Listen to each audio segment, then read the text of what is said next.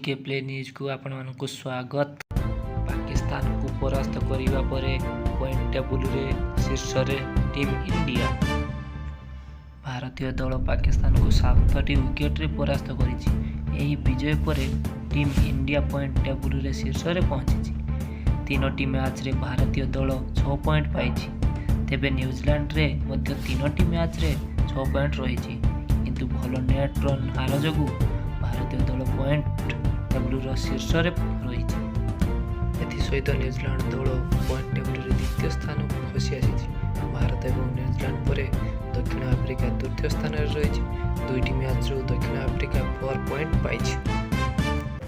भारतीय दलर net run हार होछि 1.821, जेउठारे न्यूजीलैंड रो नेट रन हेउछि 1.604।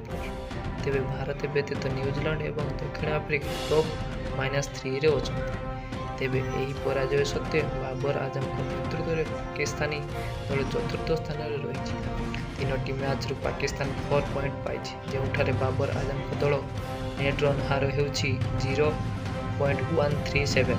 एही परि भाबरे भारत विपक्ष पराजय पर पाकिस्तान रो नेट रन हार मध्य खराब होई जाछि। पाकिस्तान पर इंग्लैंड दल पॉइंट टेबुल रे अछि। एमिति लेटेस्ट खबर पाइबा पई सीके प्ले न्यूज को सब्सक्राइब करंतु, सांगन को सहित शेयर करंतु, फॉलो करंतु।